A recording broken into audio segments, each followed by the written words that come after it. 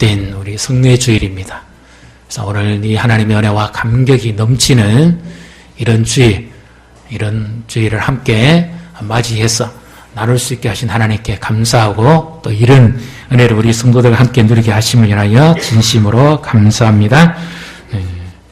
아프리카 지역의 한 선교사가 선교를 하다가 그만 그 넓은 들에서 표범을 만났습니다. 그래서 이 도망가려 해도 표범이 얼마나 빠릅니까? 이제는 죽었구나.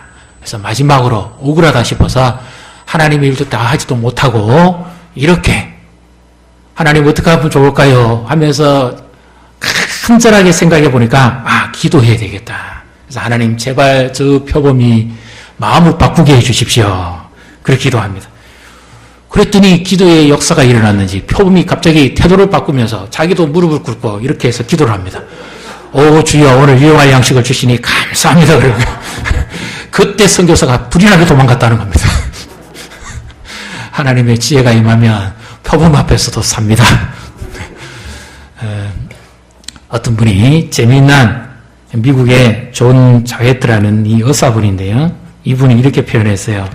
자신의 실험을 통해서 감사가 담긴 식사 기도를 하는 이들에게는 3가지 특징이 있다고 그럽니다. 그 몸에서 물질이 발견되는데 첫 번째는 물질은 모든 질병을 예방할 수 있는 백신 물질이 안에서 생기고요. 두 번째 물질은 독소를 막아주는 병균의 침입을 막아주는 이 항독소의 이 살균을 막아주는 이런 것들이 생기고 그 다음에 또 하나는 의학적으로 검증이 됐겠죠. 안티셉틴이라고 하는 방부제 성분이 발견되는데 부패를 방지하고 소화를 정진해주는 이런 역할을 한다고 합니다.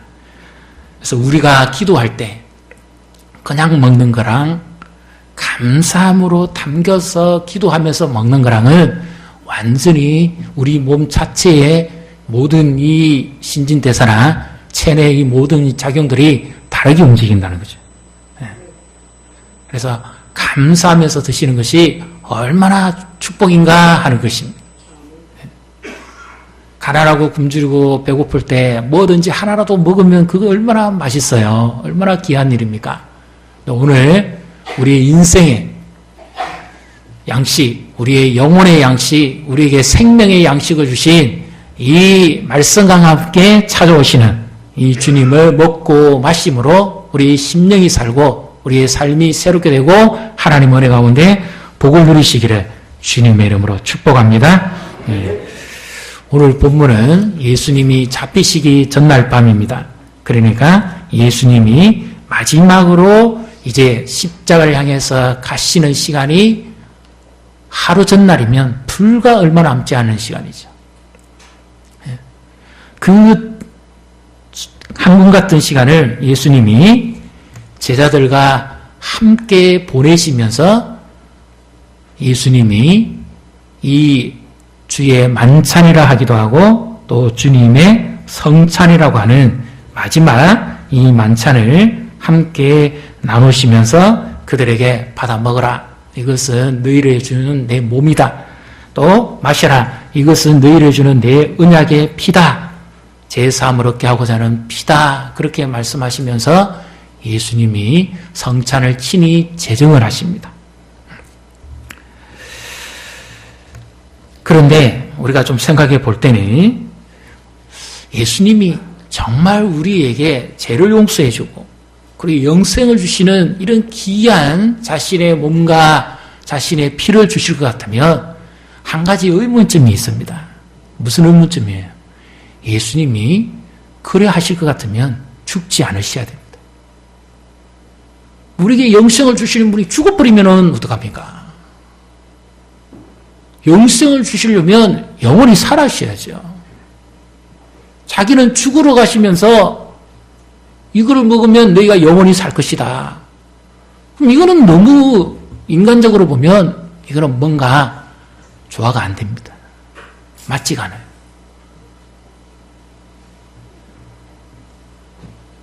그리고 이것이 너희의 죄를 사해서 모든 것을 깨끗하게 해주는 내 언약의 피다. 이렇게 말씀하시는데 그러면 예수님이 정말로 십자가를 안 지셨어야 됩니다. 왜 그렇습니까? 십자가는 모든 유대인들에 의해서 보면 부정하잖아요. 나무에 달린 자마다 저주받은 자라고 할 정도로 부정하고 더럽게 생각했습니다. 모든 죄인 중에 가장 대표적인 죄인이 어디에 달리느냐? 나무에 달리는 겁니다. 그럼 예수님이 지금 그 죽음을 맞이하러 가시겠다는 거잖아요. 사람이라면 그 죽음을 피하고 싶죠. 강도라도, 흉악한 강도라 할지라도 그 저주스러운 그 십자가형만큼은 피하고 싶은 게 소원입니다. 근데 예수님은 오히려 그것을 향해서 가시면서 자신이 이렇게 죽어야 된다. 그렇게 말씀하시고 그리고 영생을 줄 것이다. 말이 안 맞잖아요. 도무지 이해가 안 되잖아요.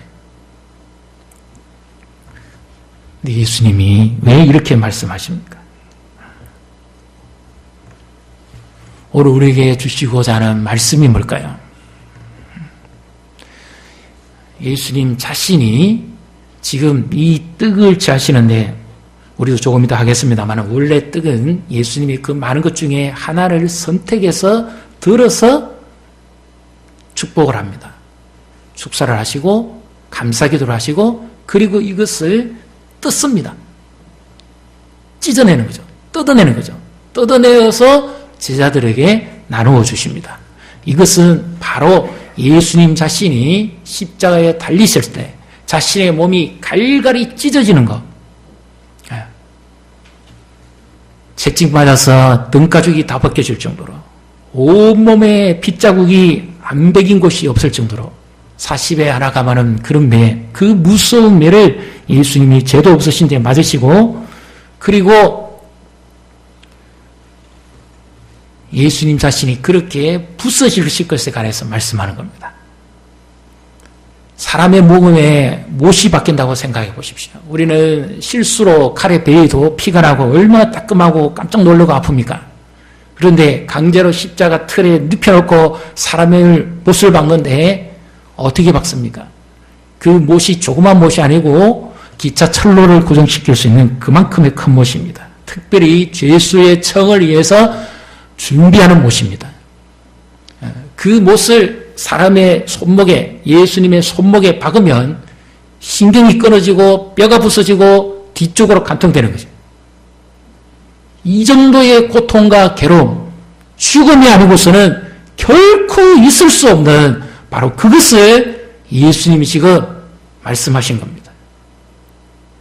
사람은 다 죄 때문에 죽어야 되는데 예수님 자신이 친히 대속의 제물이 되시되 가장 더러운 저주스러운 모든 죄인의 대표적인 모든 것을 예수님이 짊어지시고 모든 죄를 다 짊어지시는데 저주를 온몸에 다 받으시고 예수님이 십자가를 지시는 겁니다.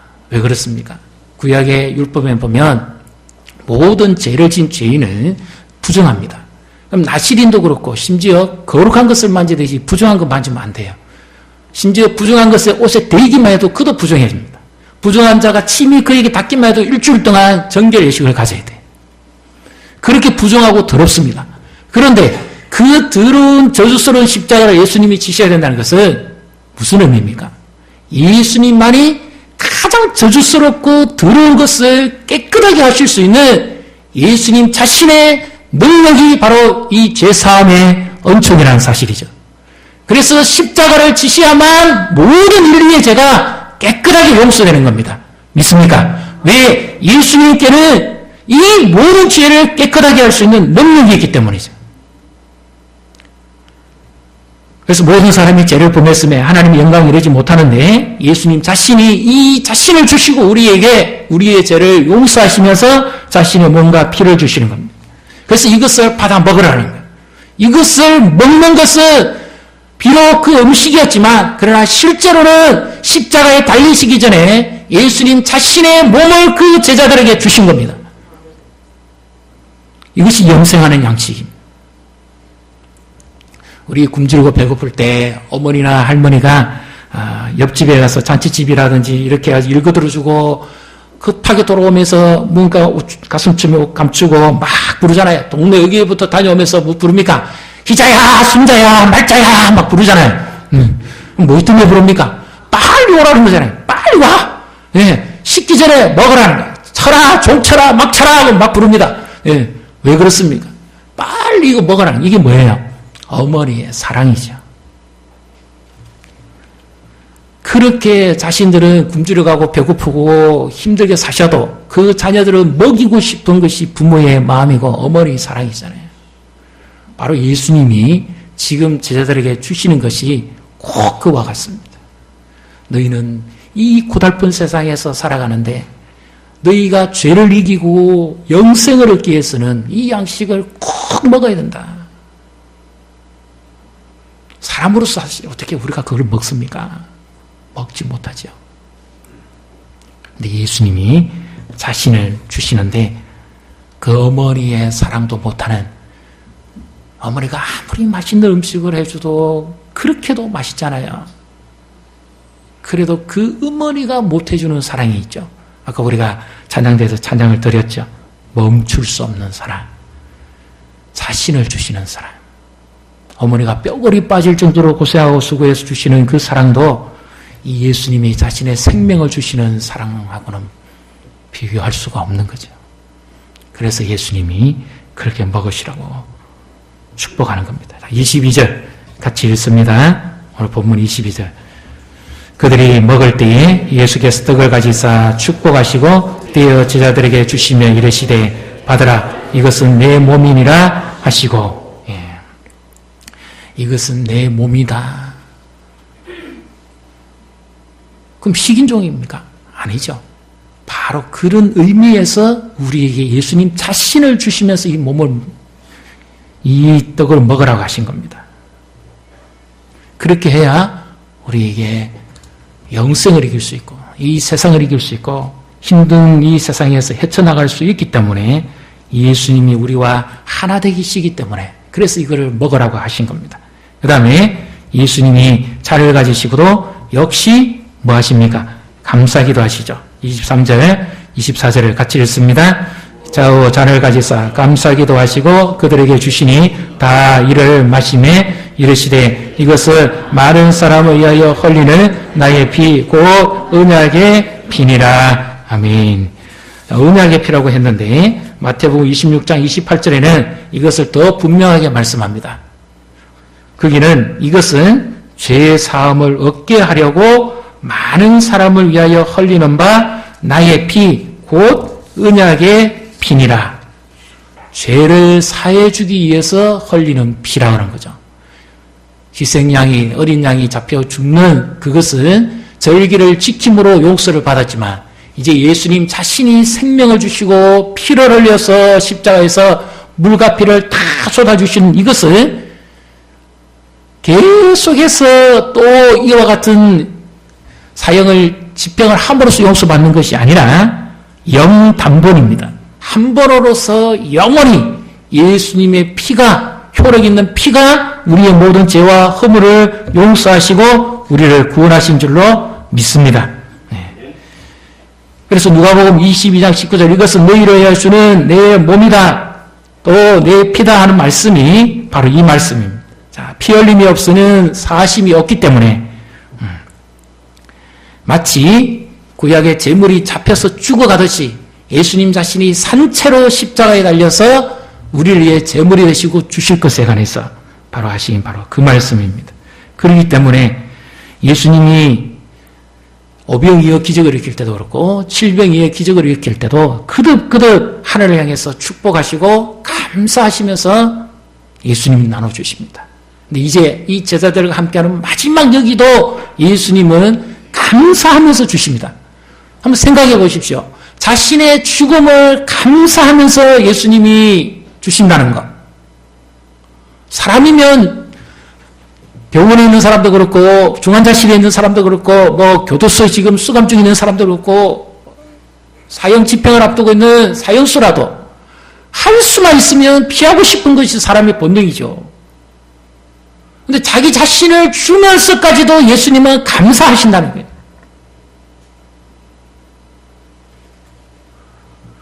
이것이 예수님께서 그렇게도 원하시고 원하셨던 거라는 거예요.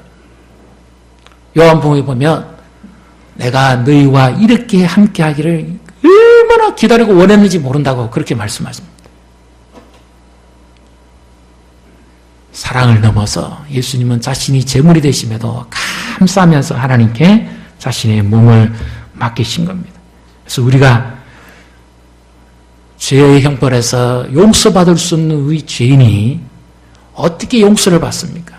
우리의 공로나 행실로가 아니라 오직 예수님께서 달리신 이 십자가의 대속의 제물 대신 이 살을 먹고 이 피를 마심으로 우리의 모든 죄와 허물과 하나님의 진노에서부터 우리가 구원받은 줄로 믿습니다. 그러면 이제 우리도 어떻게 해야 됩니까? 이것은 사실 누가 죽어야 되는 거예요. 내 살이 찢기고 내 몸이 깨어지고 내 신경이 끊어져 나가는 이 죽음의 고통을 누가 당해야 됩니까? 내가 당해야 되잖아요.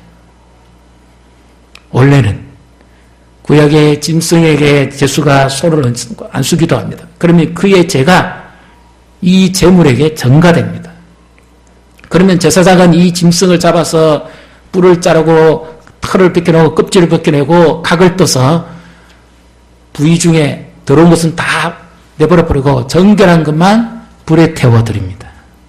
그러면 이 죽어가는 이 짐승의 모습을 보고 이 제수는 어떤 마음이 들겠습니까? 한편은 불쌍하고 내 때문에 죄도 없는 저 민물의 짐승이 죽어간다고 생각해 보십시오. 얼마나 불쌍합니까?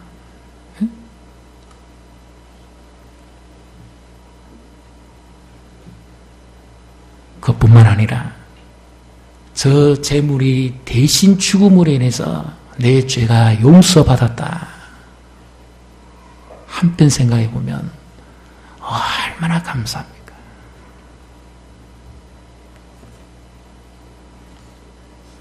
예수님이 그렇게 대신해서 죽지 않으셨으면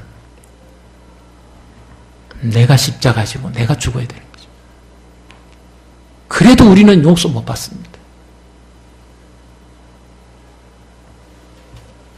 그래도 우리는 하나님의 형벌을 피하지 못합니다. 우리는 지옥의 불쏘시개로 던져져야 되는 거죠. 그런데 예수님께서 대신 맞으셨고 대신 당하셨고 대신 죽으셨고 대신 피를 흘리셨기 때문에 우리는 이 뜻과 자를 대할 때마다 뭘 생각하게 됩니까? 나를 대신해서 고난받으시고 나를 대신해서 죽기까지 하시면서 나를 사랑하신 그 하나님의 은혜에 감사하셔야 되지 않겠습니까? 마라도에 가면 그 마라도의 교회에 얽힌 이야기가 하나 있습니다. 이것은 제가 직접 그 현장에서 목사님한테도 들었고요. 또 심지어 어떤 우리나라 모 시인이 그 얽힌 이야기를 적었어요. 이규섭이라고 하는 시인이 쓴 글에 보면 마라도에 가면 이런 이야기가 있다 그럽니다. 인생에서 방황하고 더 이상 견딜 힘이 없고 주저앉고 싶고 또 자기 힘으로는 벌이도 안 되고 그래서 더 이상 견딜 수 없어서 사람들이 마지막 우리나라 최남단 마라도라는 섬에 배를 타고 갑니다. 다른 사람들은 다 관광하고 촬영하고 좋아서 가지만 어떤 부류의 사람들은 눈물을 흘리고 인생을 마지막 자기 몸을 자기 바다에 던지기 위해서 간다는 겁니다. 그래서 거기에 어떤 목사님이 마라도에 선교하러 갔다가 복음을 전하러 갔다가 가만히 보니까 덩대바위 주변에서 사람들이 갑자기 이상한 행동을 하는 거예요. 그래서 그 사람을 불러가지고 왜 이 꽃다운 나이에 이 아까운 청춘을 그냥 버리려고 그러냐, 왜 그러냐, 내가 무슨 인생의 사연이 있느냐 이야기해보라 그러니까 이분들이 밤무대, 좀 우리로 말하면 술집이라든 이런 데서 어쩔 수 없이 눈물로서 인생을 살아가는 그런 사람들이었습니다. 소방이 없는 거예요. 그들에게 복음을 전하고 이 자살을 예방하는 사역을 했습니다. 그래서 대통령 표창도 받고 신문이 났고 가장 중요한 사역이에요. 사람 살려내는 거. 이거 얼마나 귀중한 일입니까? 그래서 그들이 나중에 이 소식을 듣고요. 마라도에 교회가 씌워진다는 소식을 듣고 이런 사람들이 자진해서 헌금해서 세운 교회가 마라도 교회입니다.